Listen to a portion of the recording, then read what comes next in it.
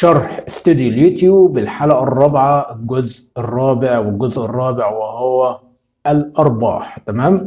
هنشرح النهاردة الأرباح عشان تكون فاهم أرباحك ماشية إزاي. تمام. أول حاجة يا شباب، أرباحك المقدرة. معنى إيه أرباحك المقدرة؟ أرباحك المقدرة الاحتمال، يعني أرباحك المحتملة. معنى أرباحك المقدرة أرباحك المحتملة. أنا أرباحي المقدرة وأرباحي المحتملة 11 دولار 92 سنت. 11 دولار 92 سنت. 11 دولار 92 سنت دول احتمال اللي أنا أخدهم آخر الشهر. ولكن لما يجي آخر الشهر ممكن أرباح اللي هي 11 دولار دي 11 دولار 92 سنت ممكن تعلى معايا وآخد أعلى من 11 دولار. ممكن آخد 12 دولار 13 دولار 15 دولار. ولكن ده لسه اخر الشهر هيبان اذا كنت هاخد نفس الرقم ده ولا اعلى من الرقم ده ولا اقل من الرقم ده، لان دي بيقول لك ارباحك المقدره. يعني ممكن تعلى معاك من 11 92 سنت تاخدهم مثلا 13 15 20 دولار، وممكن تقل معاك بدل ما تاخد 11 دولار 92 سنت تلاقي نفسك بتاخد 8 دولار 10 دولار. يعني كلمه ارباحك المقدره يعني ارباحك المحتمله اللي انت تاخد الرقم ده او اعلى منه او اقل منه. تمام. تاني حاجه، ارباح لكل 1000 مشاهده. معنى ايه ارباح لكل 1000 مشاهده؟ يعني حضرتك مثلا انت الفيديوهات بتاعتك بتجيب 1000 مشاهده، فال1000 مشاهده اللي هي بتجيبها ديت تمام انت بتقدر تربح عليها الرقم ده. يعني كل ما الفيديوهات بتاعتك تجيب 1000 مشاهده تمام هتبدا تاخد رقم. مثلا انا طبعا الار بي ام واقع عندي، فانا دلوقتي حاليا ال1000 مشاهده يعني الفيديوهات بتاعتي لما بتجيب 1000 مشاهده تمام ببدا اربح عليها 55 سنت. في ناس تانية بتاخد 1 دولار، في ناس تانية بتاخد 2 دولار، في ناس تانية بتاخد 1 دولار و50 سنت، في ناس تانية بتاخد 1 دولار و25 سنت و1 دولار و20 سنت. تمام. على حسب ال1000 مشاهده وعلى حسب الار بي ام بتاعك عالي ولا واطي. انا حاليا عندي مشكله في الار بي ام بتاعي جايب لي 55 سنت. تمام. يعني ال1000 مشاهده اللي بتجيلي ال1000 مشاهده ديت انا باخد عليها 55 سنت. ممكن انت ال1000 مشاهده اللي بتجيلك بتاخد عليها 1 دولار، ممكن ال1000 مشاهده بتجيلك بتاخد 2 دولار، ممكن ال1000 مشاهده بتجيلك بتاخد 1.5 دولار على حسب. تمام. تكلفة لكل 1000 ظهور استند إلى عملية التشغيل. تمام. طبعا هنا جايب لي تكلفة لكل 1000 ظهور و92 سنت، وكان طبعا عالي عندي عن كده ولكن برضه زي ما قلت لك الدنيا وقعت عندي. تمام. طب معنى ايه تكلفة لكل 1000 ظهور؟ يعني انا كمعلن عندي اعلان، فالاعلان بتاعي عايز ابدا احطه على اليوتيوب، فانا باجي برفع بقول له انا عايز احط الاعلان ده يظهر 1000 مره. فهو دلوقتي بيقول لي عشان يظهر 1000 مره الاعلان ده هاخد منك مثلا 3 دولار، هاخد منك 10 دولار، هاخد منك 5 دولار، هاخد منك 6 دولار، هاخد منك 3 دولار. تمام. فانا بالتالي اليوتيوب بيقول لي دلوقتي انا عشان اخلي الاعلان بتاع ده يظهر على الفيديوهات تمام او يظهر على اليوتيوب عامه تمام هيبدا ياخد مني على 1000 ظهور للاعلان. الاعلان بتاعي كمعلن هيظهر 1000 مره ب 3 دولار. تمام. فانا بقول له خلاص ماشي خد ال 3 دولار. فال 3 دولار بيجوا انت بتاخد ال 3 دولار دول بيكونوا معاك، فانت بتبدا بتاخد من ال 3 دولار دول. اليوتيوب مثلا بياخد 1 دولار 45 سنت وانت بتاخد 1 دولار 55 سنت. تمام. فهي دي التكلفة لكل 1000 ظهور استند إلى عملية التشغيل. ده اللي هي خاصة بالمعلن، هو بيتفق مع اليوتيوب. يعني اليوتيوب بيتفق معاه في المكان ده إنه بياخد الرقم ده، بياخد مثلا 3 دولار، فلما بياخد ال 3 دولار دول بيبقوا موجودين في المكان ده. فالمكان ده بعد كده زي ما قلت لك بيجي اليوتيوب بقى بيقسم مع المنشئ المحتوى اللي هو بينزل فيديوهات والكلام ده عشان الاعلان بيظهر عنده. تمام. فبيجي يقسم معاه ايه؟ بيقسم معاه ال 3 دولار اللي هو بيديله زي ما قلنا 1 دولار 55 سنت، واليوتيوب بياخد 1 دولار 45 سنت. تمام.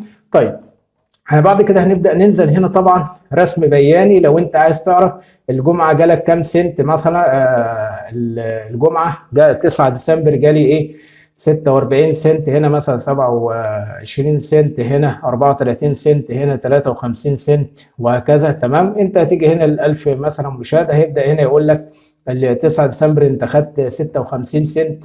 تمام. هنا انت خدت 38 سنت، هنا انت خدت مثلا 71 سنت يوم الخميس 1 ديسمبر. لو جينا هنا تمام هيبدأ يقول لك هنا انت خدت 90 سنت، هنا انت خدت 69 سنت، هنا انت خدت 67 سنت، هنا انت خدت 1 و14 سنت، هنا انت خدت مثلا 84 سنت. هنا ايه انت خدت؟ هنا بيقول لك الارباح هنا طبعا في مثلا فيديو انت هنا 0 سنت، تمام. هنا 1 دولار و13 سنت في اللي انت خدته يعني، تمام. وعلى حسب يعني، تمام. بعد كده انت بتيجي هنا بقى طبعا للفيديوهات بتاعتك. هنا انت بيقول لك انت مثلا نزلت فيديو 9 12، نزلت فيديو 8 12، والشورتس والكلام ده كله، تمام. هنا بيقول لك الارباح الشهريه المقدره، تمام. ارباحك المقدره اخر ست شهور، يعني انت خدت الارباح اخر 6 شهور، تمام. هنا جايب لك يوليو جايب لك انت خدت كام. هنا جايب لك اغسطس انت خدت كام، سبتمبر انت خدت كام، اكتوبر انت خدت كام، نوفمبر انت خدت كام، ديسمبر اللي احنا حاليا فيه بيقول لك انت حققت كام، ولسه اخر الشهر انت شغال، تمام.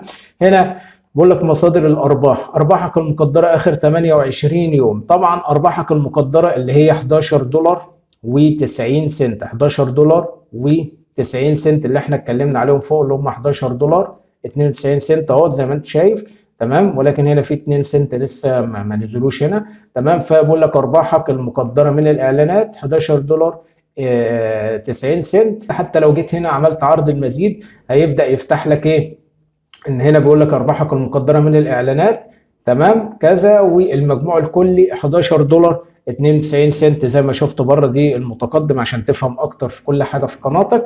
ارباحك على يوتيوب بريميوم. يوتيوب بريميوم ده يا شباب بس عشان نكون واضحين دلوقتي خاص ب الاعلانات. اللي هو مثلا ازاي؟ طيب انا دلوقتي كمشاهد على اليوتيوب عايز ادخل اتفرج على الفيديوهات اللي على اليوتيوب بدون ما يظهر لي اعلان. يعني انا بتفرج على الفيديوهات بيبدأ يظهر لي اعلانات، تمام. لا انا عايز بقى اتفرج على الفيديوهات ومش عايز الاعلانات دي تظهر لي خالص، وانا بتفرج على الفيديوهات مش عايز اي اعلان يظهر لي قدامي، عشان مش حابب ان يبقى في اعلانات كده وانا بتفرج على الفيديوهات يعني، تمام.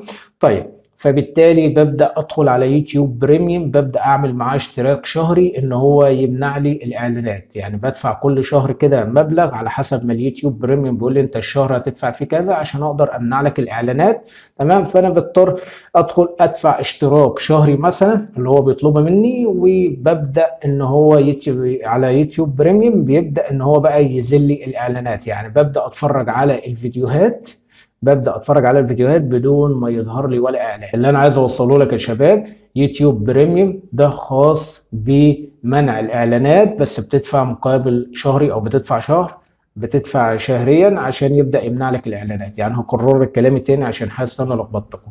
يوتيوب بريميوم يا شباب ده خاص ب اللي انا بتفرج على فيديوهات على اليوتيوب، فالفيديوهات لما بتفرج على اليوتيوب بيبدا يجي لي اعلانات، تمام. طيب انا عايز الاعلانات دي ما تجيليش خالص واتفرج على الفيديو بدون ما يظهر لي ولا اعلان، تمام. ببدا ادخل على يوتيوب بريميوم بشترك معاه شهري عشان يبدا يمنع لي الاعلانات. بعد ما بشترك معاه بدخل اتفرج على الفيديوهات، ولما الفيديوهات كده بتشتغل قدامي وبتفرج عليها ما بيظهرليش ولا اعلان، لاني انا دافع او مشترك شهري انه ما يظهرليش اعلان. دي خاص بيوتيوب بريميوم، تمام. فانت نسبتك على يوتيوب بريميوم او انا نسبتي على اليوتيوب بريميوم بتكون 2 سنت. ده ارباحي على يوتيوب بريميوم 2 سنت، تمام. طيب وهنا طبعا زي ما قلنا لو عملت عرض المزيد بيجيب لك حاجات متقدمة اكتر يعني، تمام.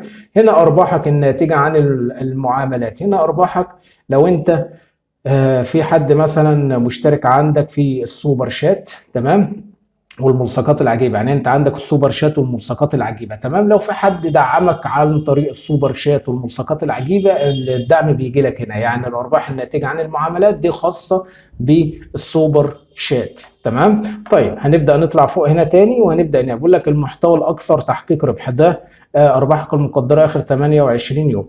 ده الفيديوهات اللي اكثر تحقيق ربح. دي الفيديوهات اللي انا حاليا بربح منها عشان انا غيرت المحتوى. لو كنت بتكلم في التقنيه ودلوقتي بقت بتكلم عن اليوتيوب، فارباحي المحتوى الاكثر تحقيق ربح هو ده، تمام. ده اكتر محتوى انا بربح منه او باخد منه ربح، تمام.